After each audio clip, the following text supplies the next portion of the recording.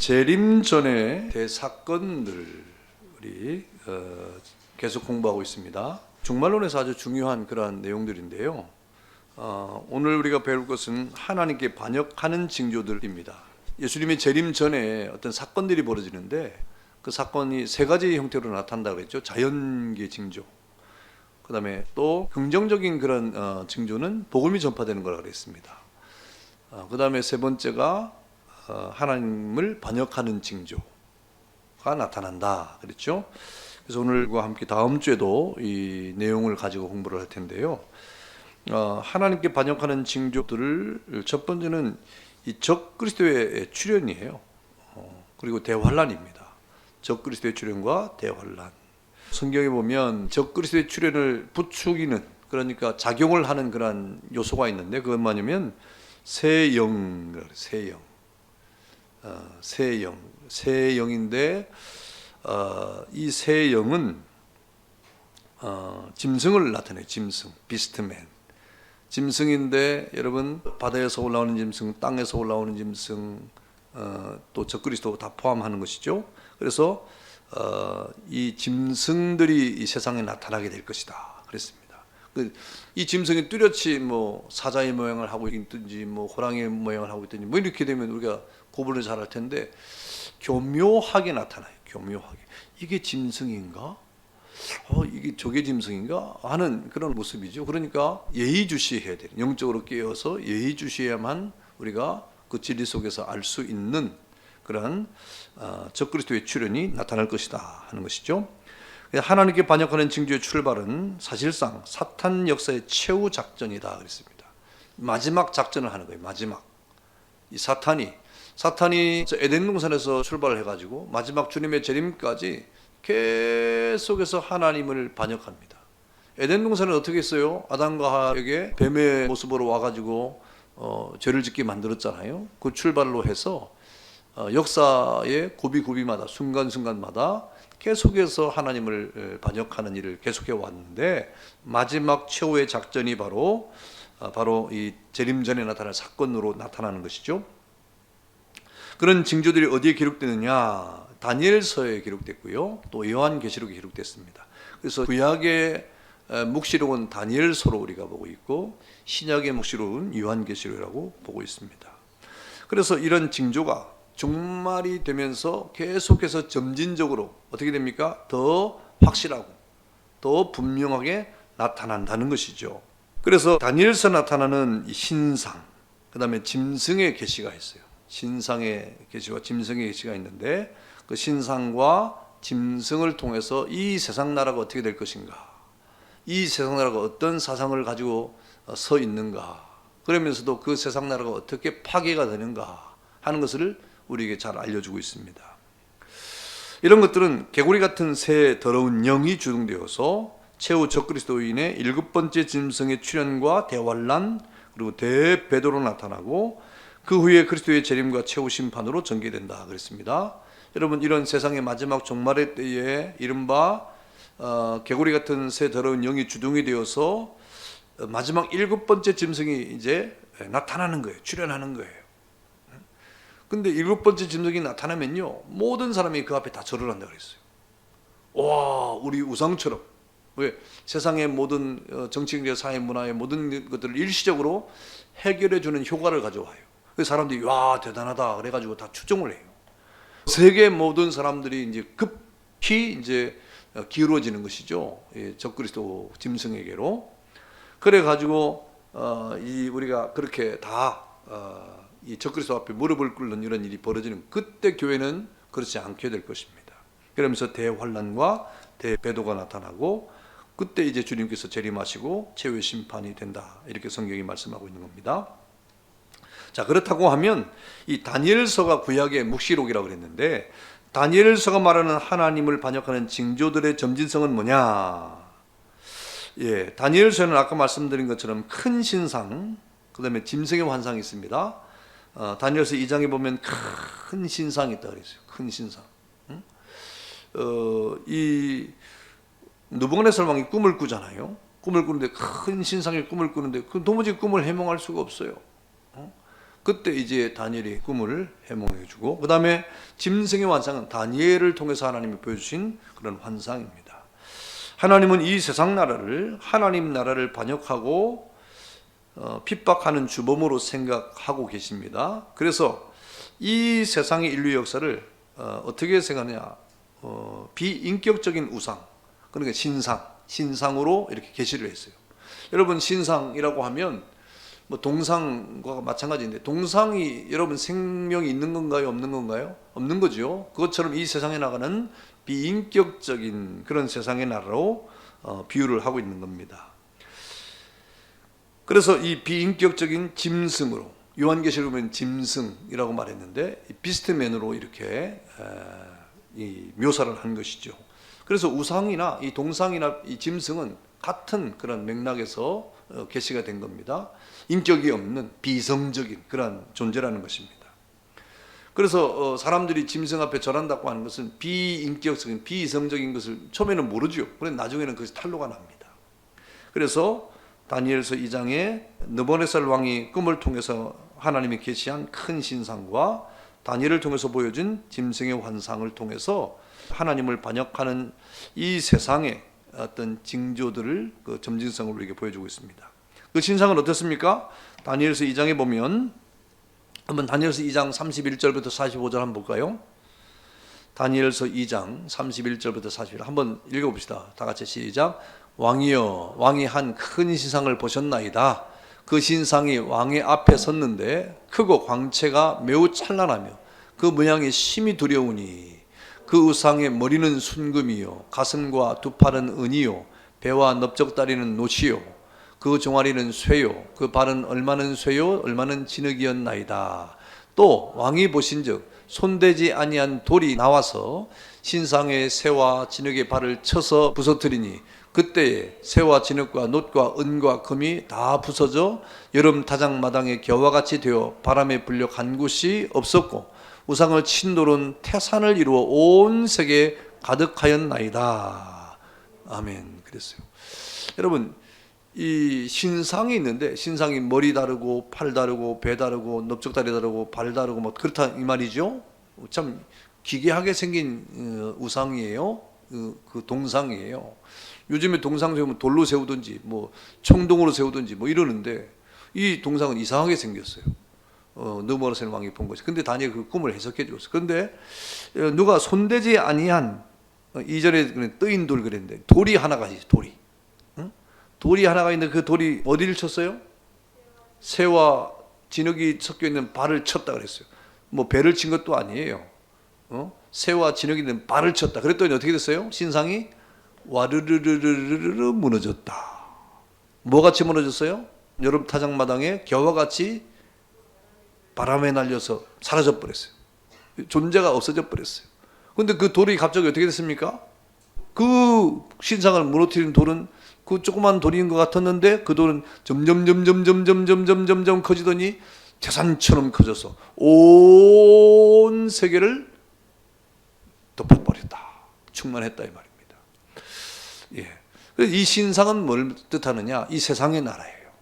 신상은 이 세상의 나라를 뜻하는 것입니다. 그리고 돌은 무엇입니까? 바로 예수 그리스도죠.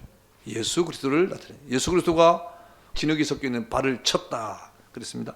자, 그래서 신상의 머리가 뭐였었냐? 뭐였어요? 금이었다. 금은 어떤 나라를 상징하냐면 바벨론입니다. 바벨론. 금은 바벨론을 상징합니다. 그래서 다니엘 환상 중에는 다니엘 7장 4절에 보면 사자로 이렇게 나타나요. 짐승으로서는 사자로 이렇게 대변됩니다. 그래서 이 바벨론 유적을 지금 발견하면요, 바벨론의 어떤 궁정이나 이런 것을 보면 금으로 막 붙여놨어요. 금이 그렇게 많이 사용이 됐고 쓰임을 받았습니다. 그 다음에 둘째 부분은 뭡니까? 가슴과 팔은 뭐였어요? 은이었다. 이것은 뭘까요? 메대와 파사. 메대와 파사는 이제 페르시아를 말하는 것이죠. 그래서 이것은 이 다니엘의 어떤 짐승의 꿈을 보면 곰과 두 뿔을 가진 수양으로 이렇게 나타냈습니다. 그 다음에 세 번째 부분인 배와 넓적다리는 뭐로 되어 있어요? 동으로 되어 있다. 동으로 되어 있다 그랬습니다. 이것은 어느 나라를 말할까요? 헬라. 그래서 다니엘 환상 중에는 표범과 수염소 같은 짐승으로 이렇게 나타났습니다. 그 다음에 신상의 네 번째 부분은 뭡니까? 종아리하고 발 부분인데 뭐예요? 진흙과 철로 반반씩 구성되어 있었다 그랬습니다. 그래서 강하기는 철 같은 로마 제국과 또 그 위에 일어날 열왕의 분열 왕국을 말하는 것이다 그랬습니다. 다니엘이 짐승의 환상에 보면 어떤 철이를 가진 짐승 이렇게 표현했어요. 철이를 가졌다. 철이를 가지고 얼마나 강하겠어요? 모든 나라를 찢어버렸다 이 말입니다. 이렇게 이 세상 나라를 우상과 짐승으로 나타낸 하나님의 계시가 이 다니엘서에 나타나는데, 한나는 신상의 꿈을 꾼 것은 누가 꿨냐면 느부갓네살 왕이 꾼 꿈이고, 그 꿈을 누가 해석했습니까?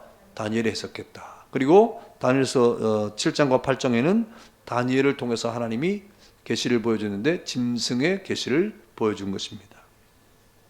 그래서 이 우상과 짐승으로 하나님께서 자기 계시를 통해서 타락한 세상의 제국이 어떠한가를 우리에게 알려준 거예요.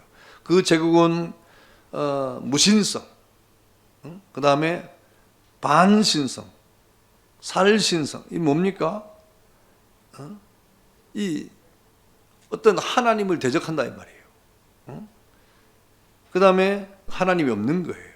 하나님이 없는 것과 하나님을 반대하는 것, 그 다음에 이 살인하는 것, 살신, 그 다음에 반기독성, 반교회성, 우상, 잔인, 또 유물, 도덕성, 비성성, 이런 것을 알려주기 위한 그런 내용이라 이 말이죠. 그래서 이 짐승과 또 느부갓네살 왕이 꾼 그런 신상의 모습은 전혀 이성적이지 않은, 전혀 정상적이지 않은 이 세상 나라를 말하고 있는 것이죠. 그리고 이 세상의 제국들이 점점 어떻게 됩니까? 그 내용을 보니까 그 질에 있어서 처음에는 금이었다, 그 다음에는 은으로, 은이었다가 동으로, 또 동에서 철로, 또 혹은 진흙으로 어떻게 했습니까? 점점 나쁘게 타락하는 모습을 보여주고 있는.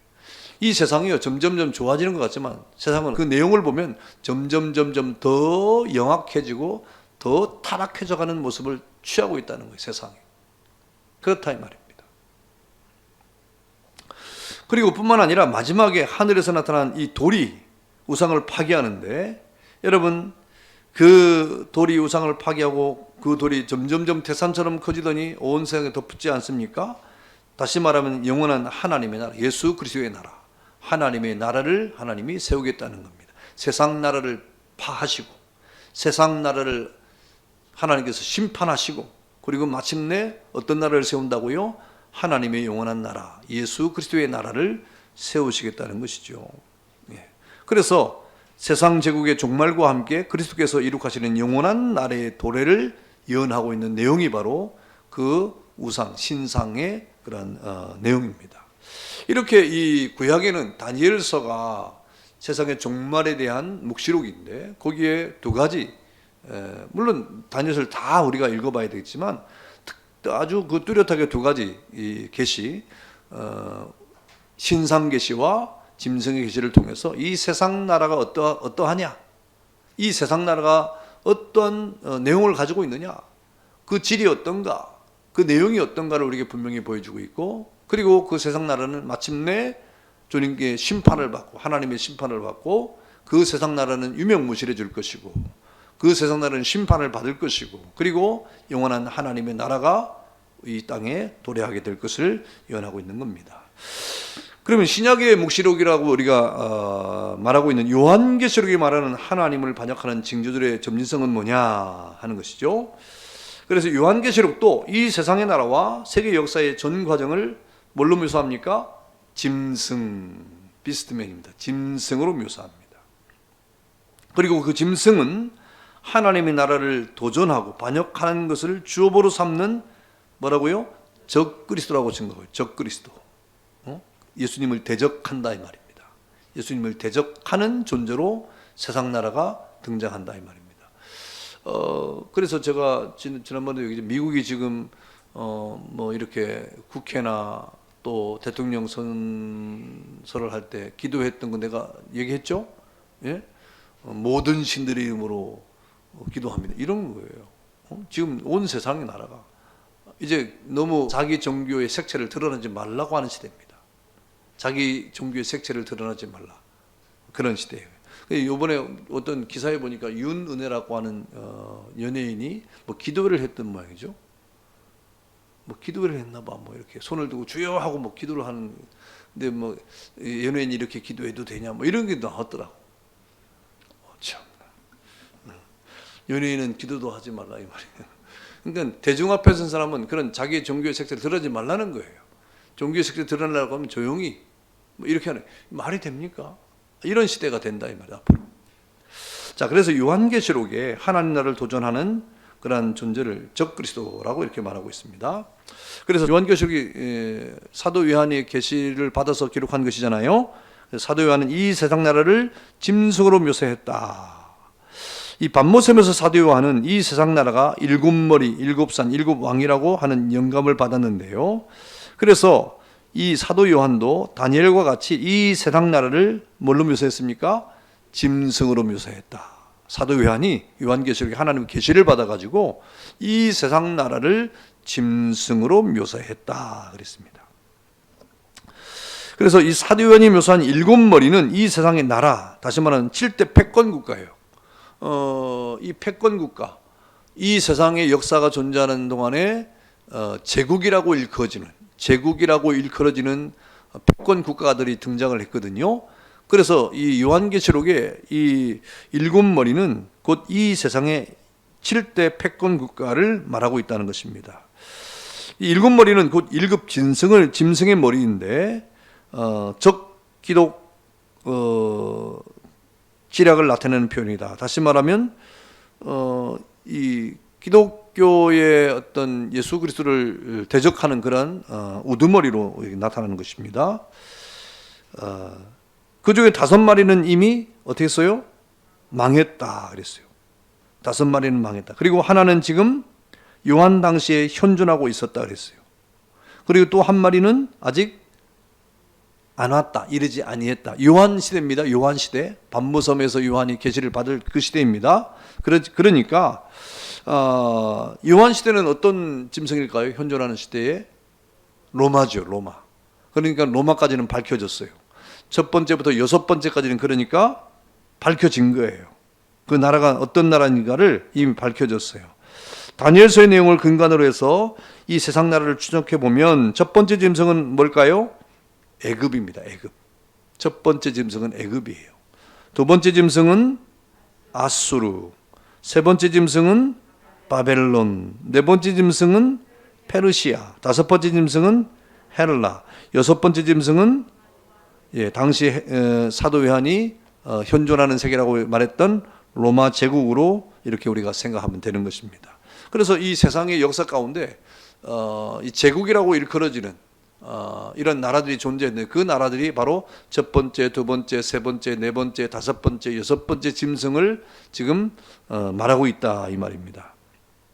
자, 그 나라들을 한번 쭉 외워볼까요? 첫 번째 애굽, 두 번째 아수르, 세 번째 바벨론, 네 번째 페르시아, 다섯 번째 헬라, 여섯 번째 로마까지는 이제 밝혀졌어요.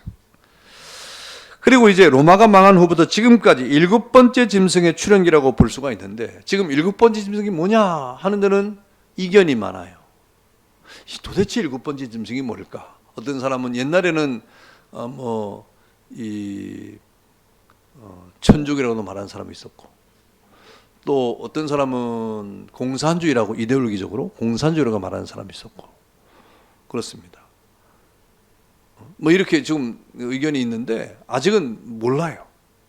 어떻게 이것이 나중에는 이것이 또 종교적으로 경제적으로 또 이데올로기적으로 연합을 해가지고 하나로 나타날 수도 있어요.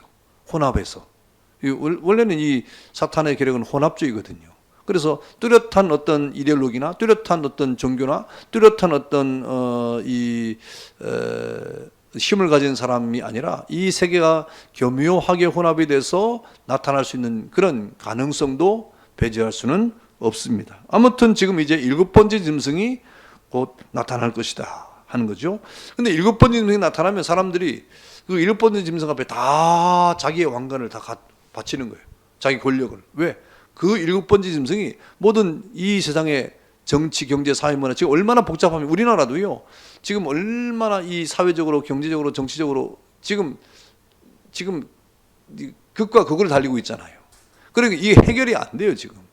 그런데 이 일곱 번째 짐승이 나타나면서 전 세계적으로 경제적인 문제, 또 정치적인 문제, 이데올로기 문제, 모든 문제를 해결하는 기가 막힌 일이 벌어진다는 거예요 앞으로. 그래서 사람들이 와 하는 거예요. 야, 저 사람이 우리의 지도자다 이 말입니다. 이 세상의 모든 통치권을 다 갖다 바치는 그런 시대가 올 것이다.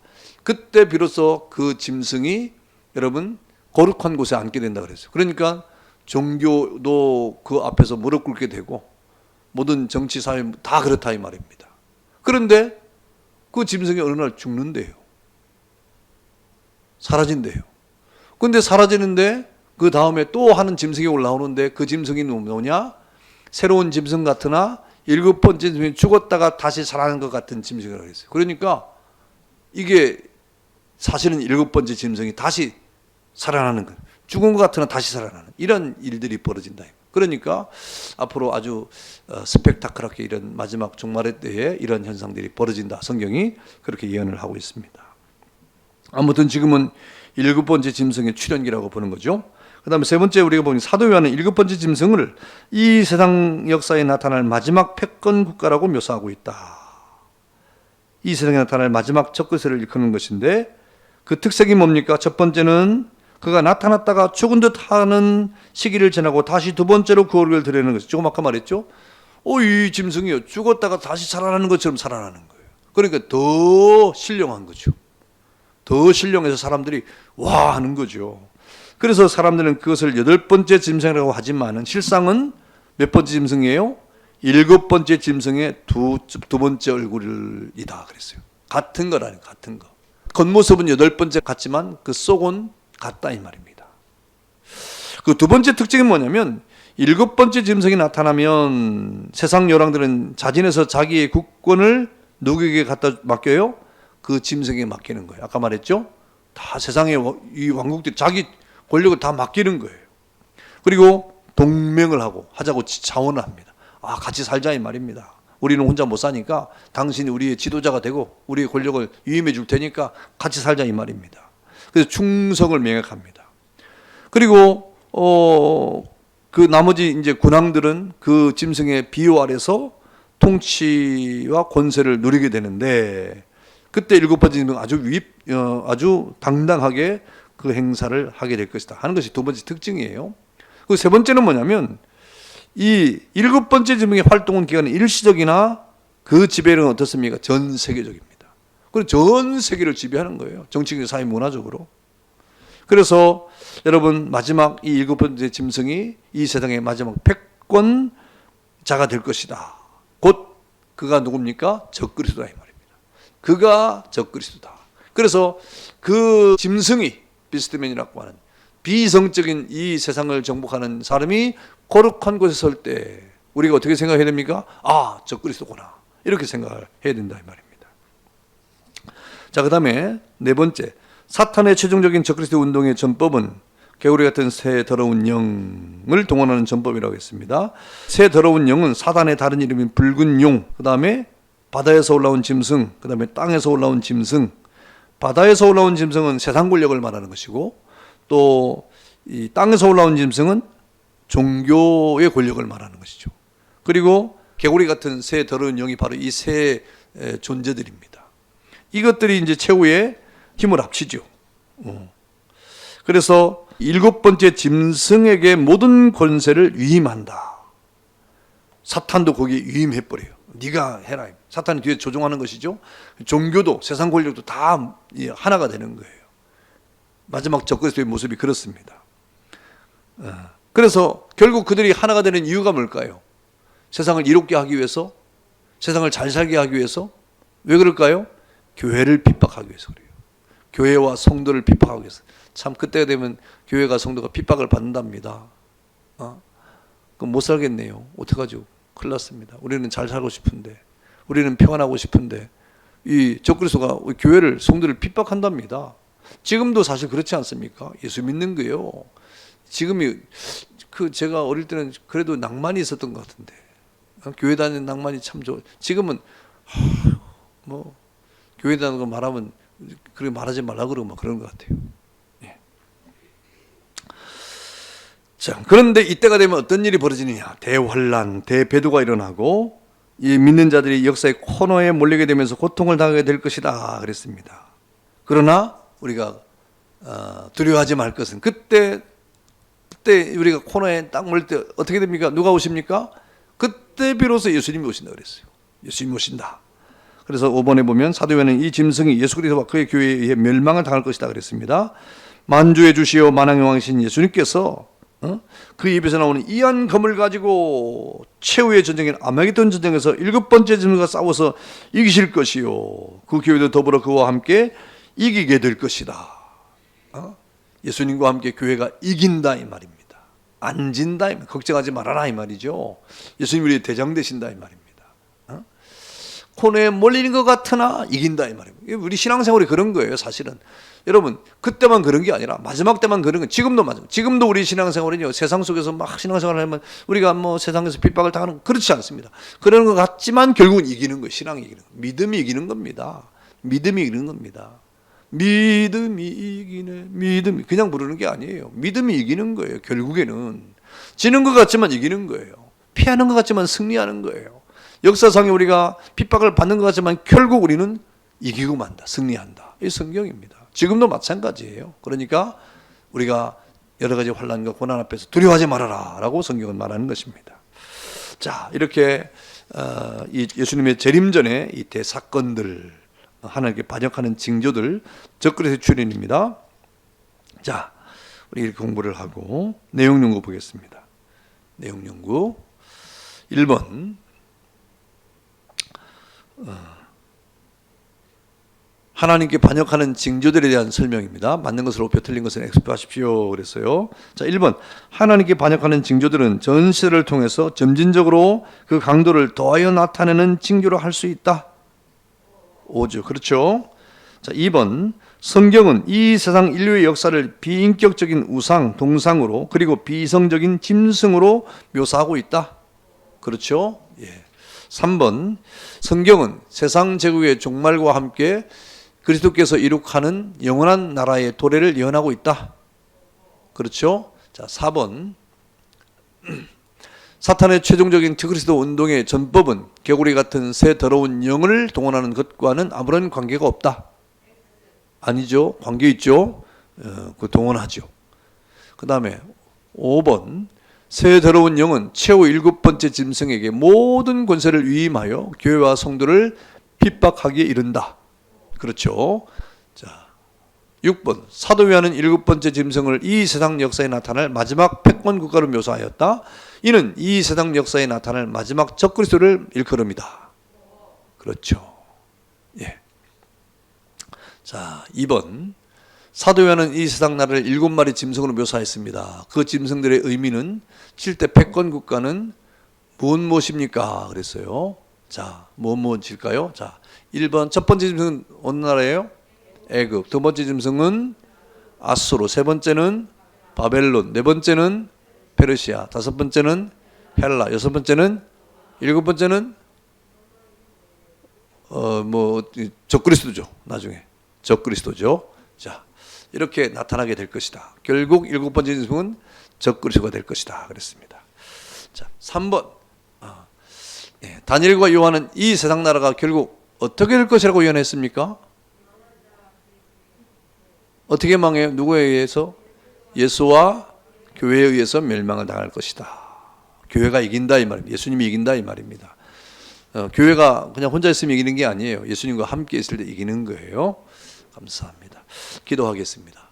자비하신 아버지 하나님 은혜를 감사합니다. 마지막 종말의 때에 정말 기괴한 일들이 벌어질 것입니다. 우리 눈앞에 펼쳐지는 적그리스도의 운동이 짐승들과 함께 펼쳐지게 될 것인데 그때가 되면 주님의 오심이 더욱 가까워 오고 있는 것을 우리가 깨닫게 됩니다. 깨어 기도하는 가운데 주님 오실 그날을 바라보고 이 종말의 때에 우리가 주님의 재림을 대망하는 믿음을 가지고 이 땅을 살아가도록 복을 더하여 주옵소서. 결국에는 예수님과 교회가 이긴다는 이 사실 앞에 늘 우리의 신앙의 삶 속에서도 승리의 삶을 살아가는 저희가 되게 하옵소서. 예수님의 이름으로 기도하옵나이다. 아멘. 감사합니다.